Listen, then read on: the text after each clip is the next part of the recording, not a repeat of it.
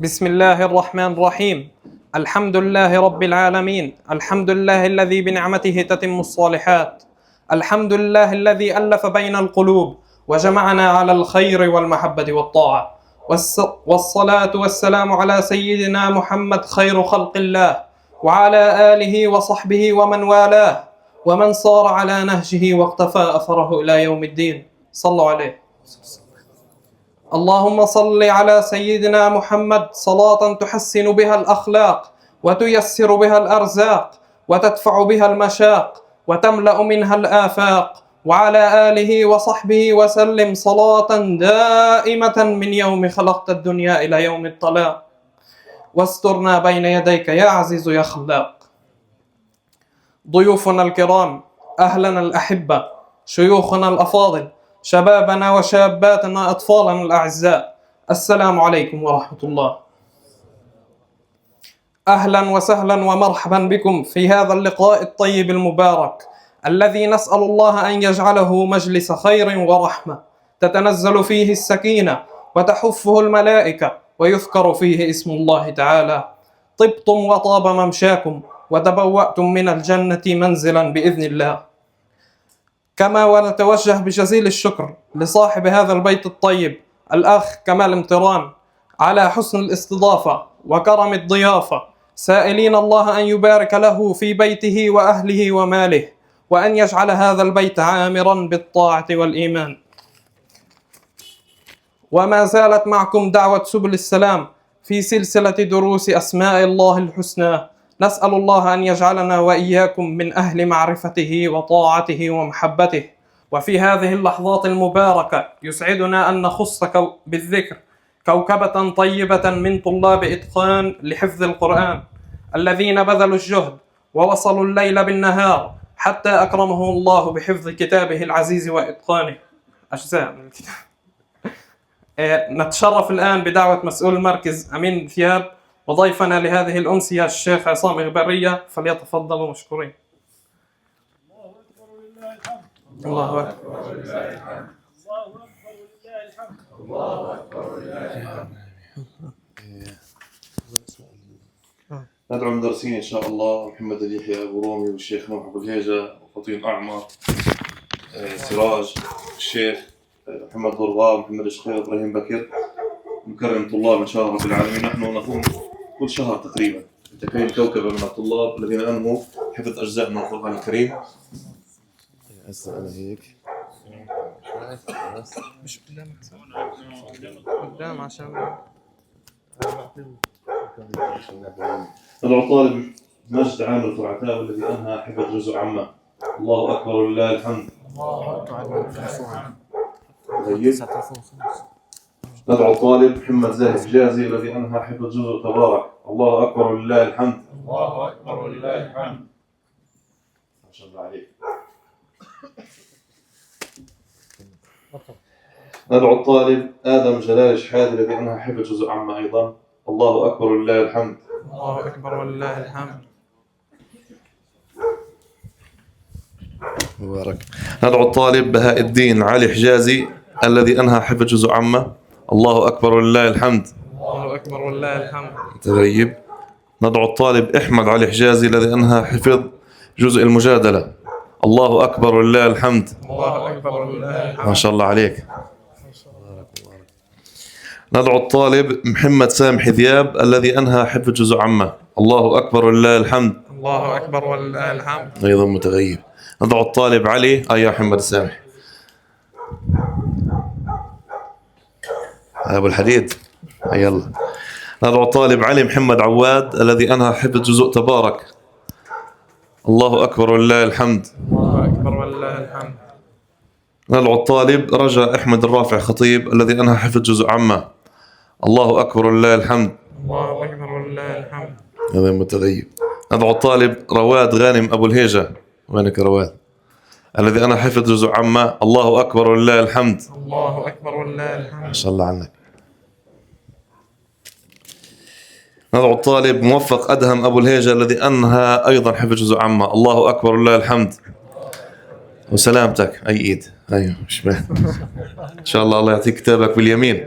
ندعو الطالب السعيد محمد ابو رومي الذي انهى حفظ جزء عامه. الله اكبر ولله الحمد. الله أكبر ولله الحمد. الله سعيد. ندعو الطالب صالح وليد شحاده الذي انهى حفظ جزء المجادله. الله اكبر ولله الحمد. الله أكبر ولله الحمد. الله يحفظك يا صالح. ما شاء الله عنك. ندعو الطالب طلحة محمد مجدوب الذي أنهى حفظ جزء عامة. الله أكبر ولله الحمد. الله أكبر ولله الحمد. ما شاء الله عنك. وندعو أخوه الطالب زبير محمد مجدوب الذي أنهى حفظ جزئين عامة وتبارك. الله أكبر ولله الحمد. الله أكبر ولله الحمد. الله يحفظك. ندعو الطالب مسك الختام إن شاء الله محمد حسن أبو نمر الذي أنهى حفظ جزء الشورى اللي هو الجزء السادس. الله أكبر ولله الحمد. ما شاء الله عنك. فهي كوكبة من الطلاب الله يحفظها. تخيلوا كل فترة يعني 20 صفحة من الهداية والنور يدخل على قلبه على عقله على أهل بيته بركة ونورا وهداية للمجتمع جميعا إن شاء الله رب العالمين. فبارك الله بالمعلمين بالطلاب أنفسهم بأهلهم. وإن شاء الله كل طلابنا يتم حفظ القرآن الكريم حتى يكون لنا ولمجتمعنا نورا وهداية إن شاء الله. بارك الله فيكم. حضر إلى طارق.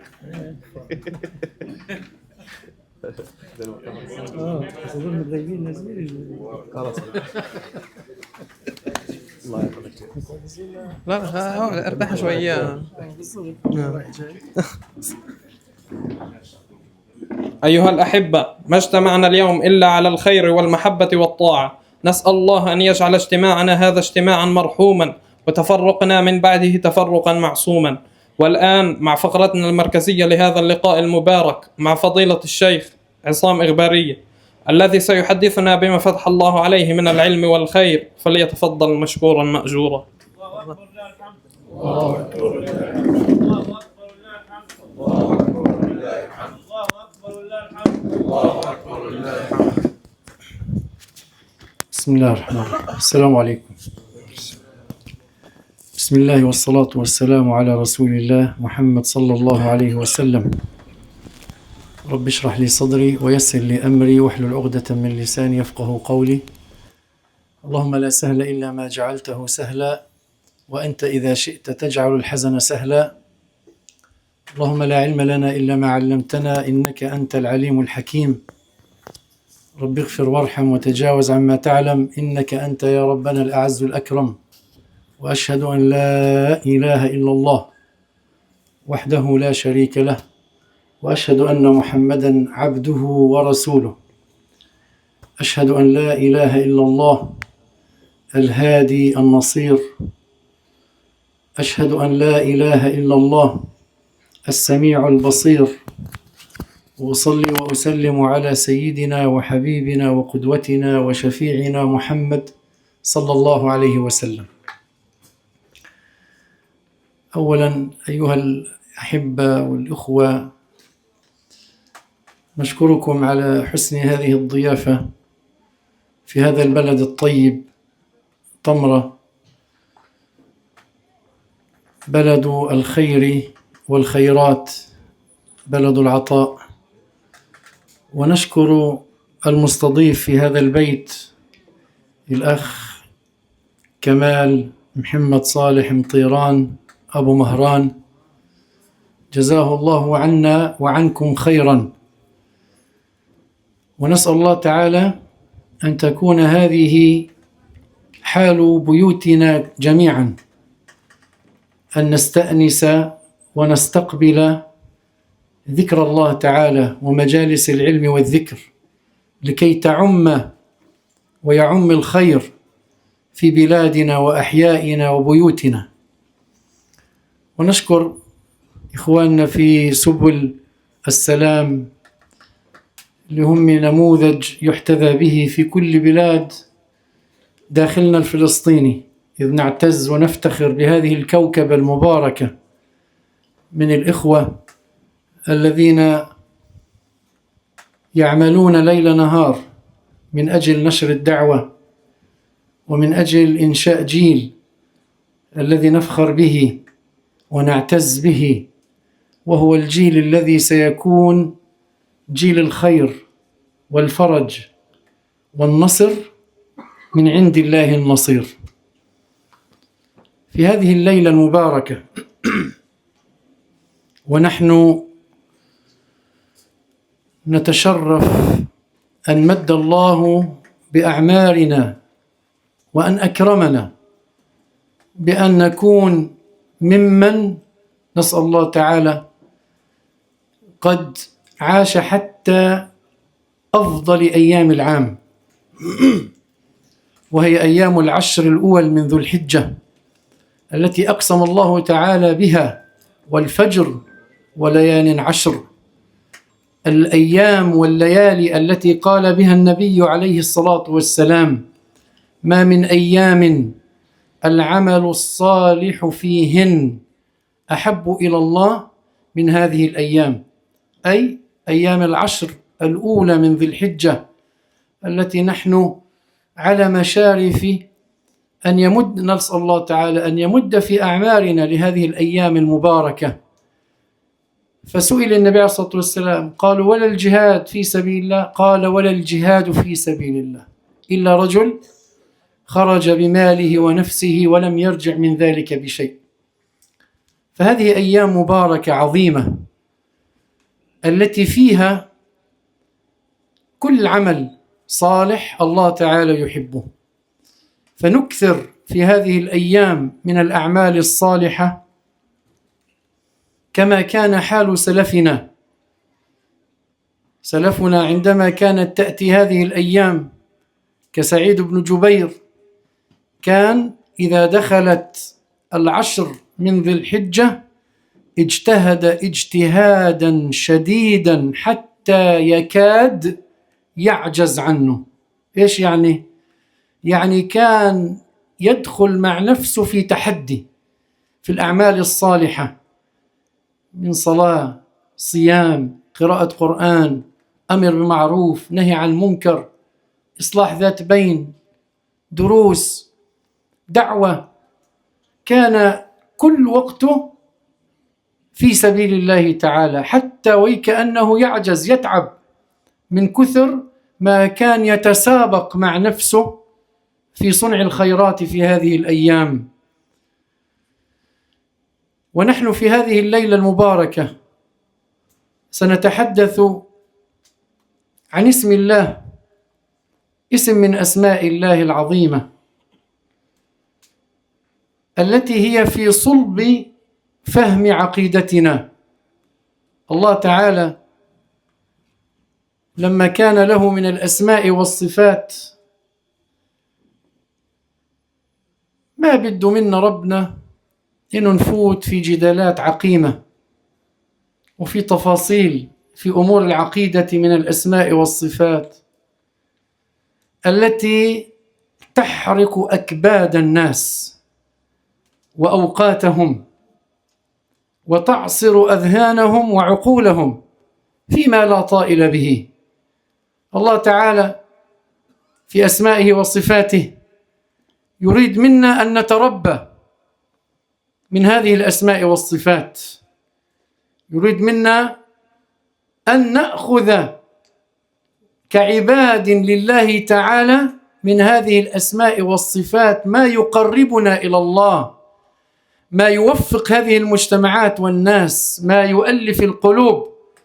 ونحن مع اسم الله النصير الذي يقول الله تعالى: وكفى بربك هاديا ونصيرا. هذا الربط بين الهداية والنصر ليس عبثيا، فالنصر يأتي بعدما يكون عباد الله قد حققوا أسباب الهداية. انت اعمل اللي عليك، اللي أمر الله تعالى به، وأعدوا لهم ما استطعتم من قوة.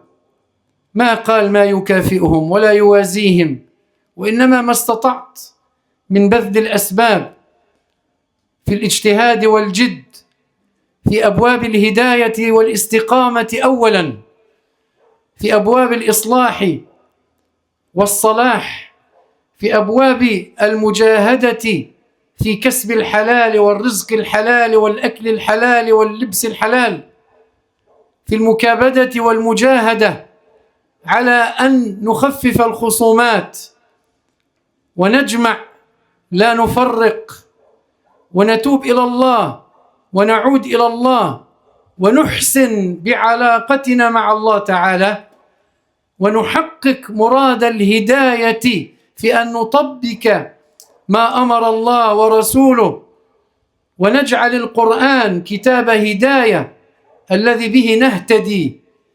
فإذا وصلت إلى ذاك المقام وأردت النصرة من الله فكفى بالله نصيرا. بيجيك النصر أيها المؤمن. يا ربي أنت سميع مجيب عبدا دعاك، أنا الضعيف وصوتي قد انتهى لعلاك، ما دمت أنت نصيري فقوتي من قواك. أرجوك يا رب عزما يطوي طريق هداك، وانشر علي سحابا مظللا من رضاك، أغنى به يا إلهي عن كل شيء سواك. النصر والنصير هو الذي يتولى عباده بتأييده، يفتح الأبواب المغلقة حين تنقطع الأسباب الأرضية، وينصر المظلوم ولو بعد حين. في هذه الليلة سنتحدث عن اسم الله النصير في 3 محاور. المحور الأول في رحاب الحج، وإحنا الآن في موسم الحج وأيام الحج، أيام ذكر الله تعالى. والمحور الثاني من قلبي، ومش معقول اليوم 15/5 وما نذكر الجرح الذي لا زال نازفا في شعبنا، هذا الجرح الغائر. ثم نختم في واقع أمتنا المعاصر، ونقول متوكلين على الله تعالى. في الحج هذه الرحلة التي قد خرج أهلنا الحجيج، نسأل الله أن يعودوا سالمين غانمين وأن يتقبل منهم حجهم، ليس مجرد طقوس، بل هي رحلة تجرد واعتماد كلي على الله النصير. كيف لا؟ وفي قصة هاجر أم إسماعيل رحلة وقصة فيها نصرة المستضعفين. تخيلوا تلك الأم مع ذاك الرضيع في واد غير ذي زرع، يتركان في واد مقفر لا زرع فيه ولا ماء، انقطعت فيها كل الأسباب بعدما انتهى أكلها وشربها، وبقيت هي والرضيع الذي يتلوى من الجوع ومن العطش، وبدأت تبذل الأسباب متوكلة على ربها وداعية في صميم قلبها أنه لا بد بعدما تركها زوجها وأعطاها ظهره وبدأ يسير، نادت لا مجيب، ثم علمت في قرارة نفسها أن ما هذا إلا أمر من عند الله، فسألت: الله أمرك بهذا؟ قال نعم. فتنطلق تلك الكلمة التي تكتب بماء من ذهب فيها قمة التسليم وقمة التوكل وقمة الاعتراف أنه لا نصير إلا الله تعالى. فقالت إذن لا يضيعنا. وهذا ما كان. بذلت من الأسباب تسعى بين صخرتين الصفا والمروة لعلها تجد ما تجد، وإذا بالملك ينزل ويضرب الأرض وتنفجر زمزم، هذا الماء الذي فيه العون والغوث والإنقاذ لتلك الامرأة المستضعفة وذاك الطفل الرضيع الذي لا حول له ولا قوة. انقطعت أسباب الأرض، لجأت إلى رب الأسباب، فجاءها النصر من النصير جل في علاه. بل وجعل أفئدة من الناس تهوي إلى هذه الأرض، بل وجعل سعيها عبادة إلى يوم القيامة في ركن من أركان الحج. إنه النصير، فعلى ما الخوف يا من تعلم أن لك ربا نصيرا. يوم عرفة يوم المناجاة، يوم مناجاة النصير الأكبر. في هذا اليوم يقف الملايين مجردين من زينتهم معترفين بضعفهم، والذي قال النبي عليه الصلاة والسلام في هذا المقام: ما من يوم أكثر من أن يعتق الله فيه عبدا من النار من يوم عرفة. في ذاك اليوم هذه الوفود للرحمن تطلب النصرة من الله، تطلب التوبة من الله من ذنوبها، تطلب النصرة على ذنوبها، النصرة على أنفسها ونفسها الأمارة بالسوء. وهذا أحد العارفين بالله يقول في يوم عرفة حينما نظر إلى جموع الناس وبكى، قال جملة تزلزل القلوب، إذ قال: اللهم لا تردهم اليوم من أجلي، لا تردهم اليوم من أجلي. هذا الانكسار وهذا الاعتراف الذي يستجلب نصرة الله تعالى. فأين أنت وأين أنا في هذه الأيام التي تأخر فيها النصر، ويكأنه لربما تأخر بسببي أو بسببك، كما دعا هذا العارف بالله: اللهم لا تردهم اليوم من أجلي، أي من أجل تقصيري أو من أجل ذنبي أو من أجل ما اقترفت يداي. فالنصرة تتحقق حينما يهتدي الناس. فلربما يا عبد الله تكون سببا من حيث لا تدري في تأخير النصرة. ليه؟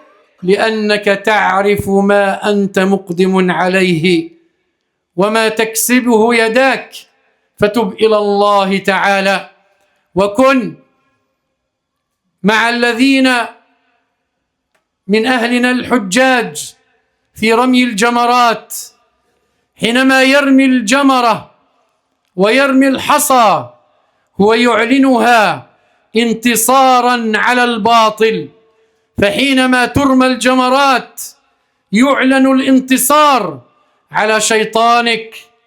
ومن لا ينتصر في معركته مع الهوى ومع نفسه لا يمكن أن ينصره الله تعالى في معارك الحياة. فميدانكم الأول أنفسكم إن قدرتم عليها كنتم على سواها أقدر. فالله أكبر النصير، الله أكبر الذي يسمع ويرى، الله أكبر الذي سينتصر للضعيف ولو بعد حين.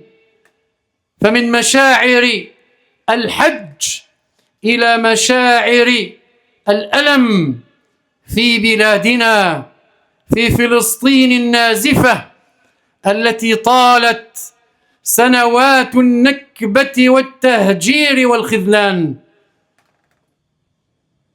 هذه البلاد المباركة قد يهمس الشيطان في أذن أحدنا، أذن المنهك والذي يرى حال أمتنا وضعفها وشرذمتها. أين النصر؟ أين الله النصير؟ وهنا يتجلى المعنى العميق لمعنى النصير. فالنصرة يا عباد الله، يا أهل طمرة، يا كل المسلمين في داخلنا الفلسطيني وفي كل بلادنا، النصرة ليست دائما مادية وليست دائما سريعة، وإنما الله تعالى يقول لنا: أم حسبتم أن تدخلوا الجنة ولما يأتكم مثل الذين خلوا من قبلكم. ما لهم؟ مستهم البأساء والضراء وزلزلوا حتى يقول الرسول والذين آمنوا معه متى نصر الله؟ ألا إن نصر الله قريب. النصير يبتلي ليميز، يبتلي من أجل أن يميز الطيب من الخبيث. الله تعالى النصير يبتلي ليربي جيلا لا يعتمد على شرق ولا على غرب ولا على مجلس ولا على دول ولا على اتحادات، وإنما يبتلي حتى يعود الناس إلى الله ويعلم أنه لا نصير إلا الله، فيقول يا الله. هذا الابتلاء الذي نحن نعيشه وفي خضمه وفي داخله يحتاج منا إلى عودة إلى الله، عودة صادقة، لا عودة أشكال، وإنما عودة صدق، لكي يرى الله تعالى منا ذاك الصدق في أن نطلب الهداية في كل شؤون حياتنا. وحينها يتحقق بشرى النبي عليه الصلاة والسلام: لا تزال طائفة من أمتي على الحق ظاهرين لعدوهم قاهرين، لا يضرهم من خالفهم إلا ما أصابهم من لأواء حتى يأتيهم أمر الله وهم كذلك. الله تعالى يريد منا أن نري الله تعالى من أنفسنا قوة ومن أنفسنا انتصارا على أهوائنا، على أنفسنا، لكي يتحقق فينا نصر الله تعالى. فهؤلاء الذين حقا على الله أن ينصرهم الذين أرادوا التجارة مع الله. فلما سئل النبي عليه الصلاة والسلام: وأين هم؟ قال: ببيت المقدس وأكناف بيت المقدس. أليست هذه بشرى لنا أننا نحن أقرب إلى طريق الهداية كما أمر وكما قال وكما بين النبي عليه الصلاة والسلام؟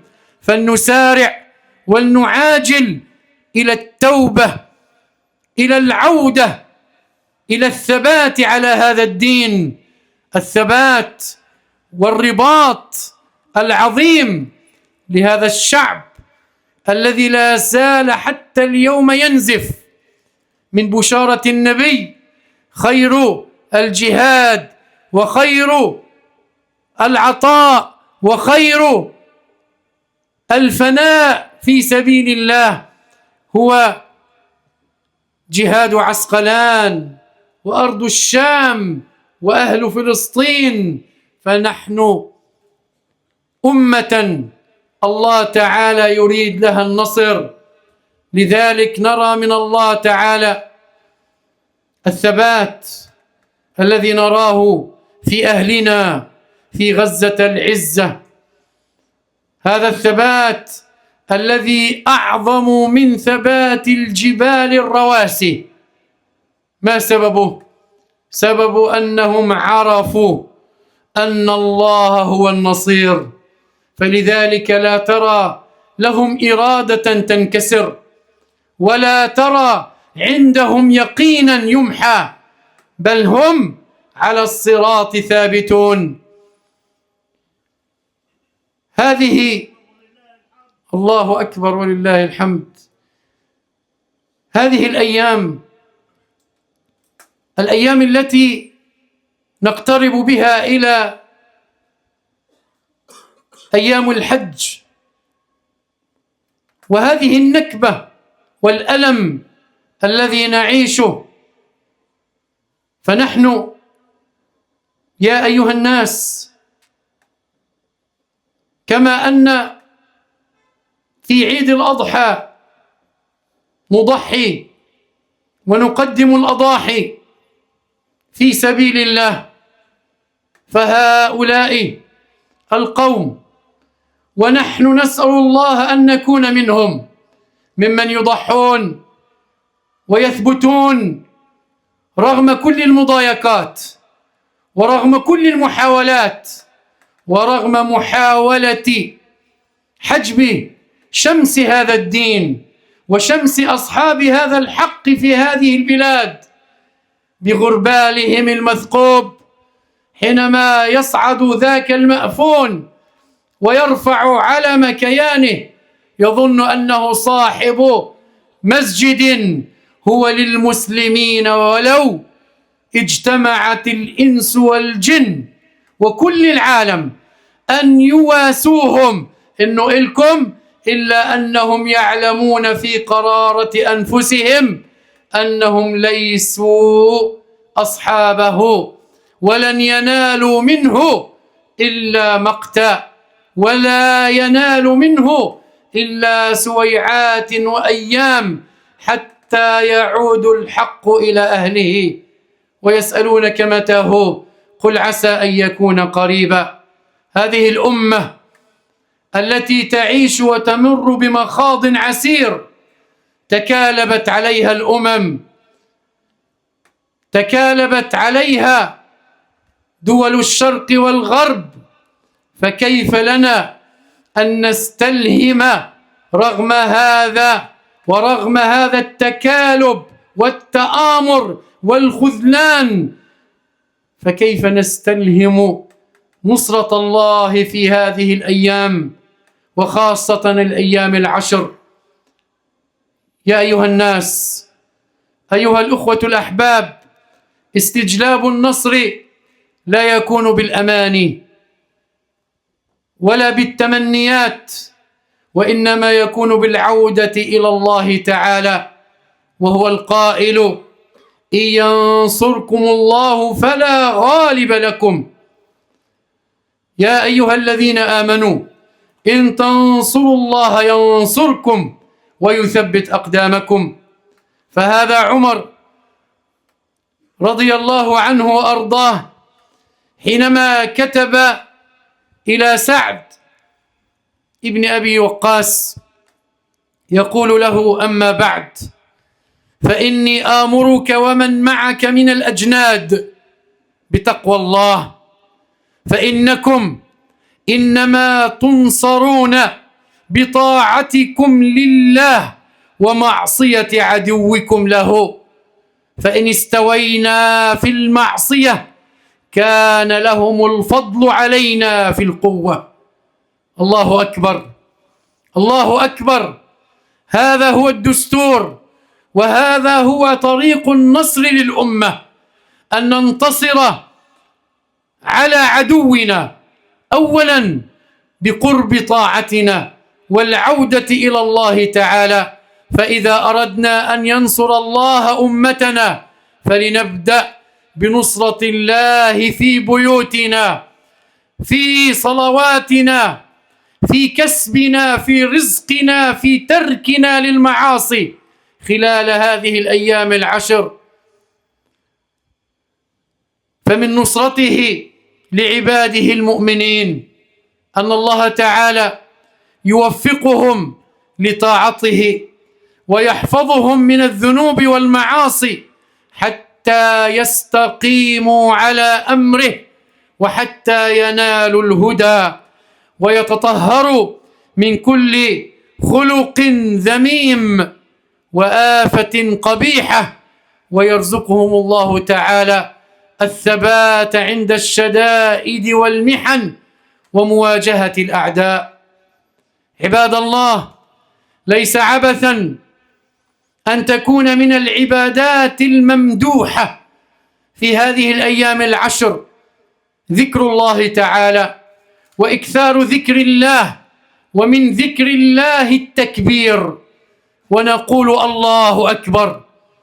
نكثر في هذه الأيام قول الله أكبر، لأن الله أكبر تزرع في قلبك اليقين بأن الله أكبر من كل طاغية، الله أكبر من كل أزمة، الله أكبر من كل حصار، الله أكبر من كل مؤامرة، الله أكبر من كل تحالف يريد الضرر في هذه الأمة.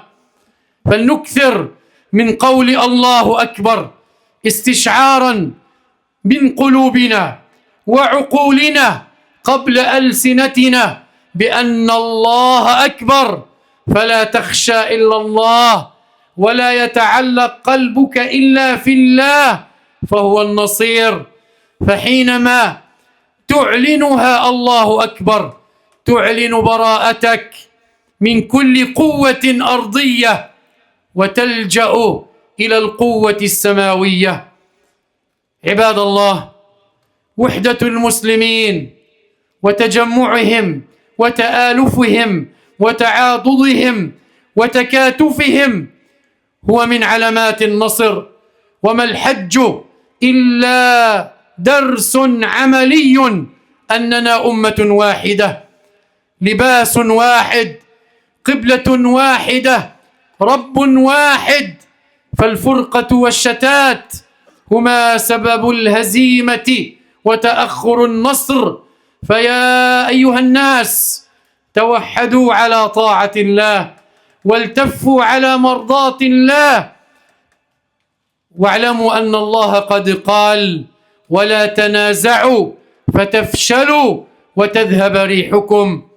فتكاتفنا اليوم وتعاضدنا وأخوتنا ولو بالدعاء بظاهر الغيب، ولو بالاجتماعات على مواطن الخير ودروس الإيمان وحلقات الذكر وصلاة الجماعة ونصرة المظلوم، اجتماعنا وشعورنا بأنفسنا وأخوتنا ووحدتنا، شعورنا بآلامنا، شعورنا أننا جسد واحد، أمة واحدة، شعورنا كله هذا بالأخوة، والذي يزرع بيننا الوحدة والتمكين لهذه الوحدة لا بد أنه قائم بعد مشيئة الله. فنكثر من الصدقات دلالة وحدة ومحبة، نكثر من الكلام الطيب بيننا وبين إخواننا وجيراننا، نتغافل عن أخطاء إخواننا، نتغافل عن أي خطأ يمكن أن يصيب أو يصاب به أي أحد منا في سبيل النصرة والعمل من أجل توحيد هذه الأمة وصفها. هذا يا عباد الله، والوحدة والأخوة هي من أهم أسباب النصر لهذه الأمة. فنسأل الله تعالى أيها الأحبة في هذه الأيام العشر أن تكون أيام شحن لأرواحنا، أرواحنا المتعبة، أرواحنا التي تتعلق وتنتظر وتسأل الله النصير أن ينصرنا، لنجعل في هذه الأيام من صيامنا درجا وسلما نتقرب به إلى الله تعالى، من تكبيرنا في هذه الأيام تذللا وخنوعا لله وحده لا سواه. نجعل من دعائنا في يوم عرفة وفي هذه الأيام أن ينصر الله تعالى هذه الأمة برسائل نرفعها إلى الحي القيوم، الحي النصير الذي ينصر عباده المستضعفين.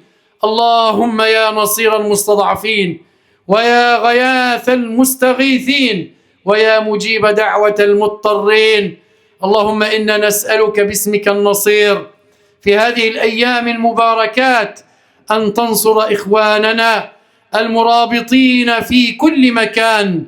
اللهم وانصرنا على أنفسنا، وانصرنا على الشيطان، وانصرنا على كل عدو يتربص بنا. اللهم اربط على قلوب المجاهدين الصادقين الذين يدعونك يا رب العالمين. اللهم يا الله كن معهم، سدد رميهم ورأيهم، وتقبل يا ربنا شهداء هذه الأمة، اشف جراحها وارفع شأنها، انصرنا على أنفسنا وعلى الشيطان يا ربنا، ورد أمتك أمة نبيك أمتنا إليك ردا جميلا، واجعلنا ممن يستمعون القول فيتبعون أحسنه. أقول قولي هذا وأستغفر الله العظيم، ونصلي ونسلم على سيدنا وحبيبنا وشفيعنا محمد صلى الله عليه وسلم، وآخر دعوانا أن الحمد لله وبارك الله بكم. الله أكبر ولله الحمد. الله أكبر ولله الحمد. الله أكبر ولله الحمد. الله أكبر ولله الحمد. الله أكبر ولله الحمد. بارك الله بك شيخنا الفاضل، وزادك الله علما ونورا وفضلا، ونفع بك البلاد والعباد، وجعل ما قدمته في ميزان حسناتك. كما وندعوكم أحبتنا إلى متابعة دعوة سبل السلام عبر وسائل التواصل الاجتماعي، والمشاركة في مجالس العلم والدروس القادمة، فبكم ومعكم يستمر الخير، وتبنى المجتمعات على المحبة والإيمان والمعرفة. نسأل الله أن يجعلنا وإياكم من أهل القرآن والعلم والذكر، وأن يجمعنا دائما على طاعته ومرضاته.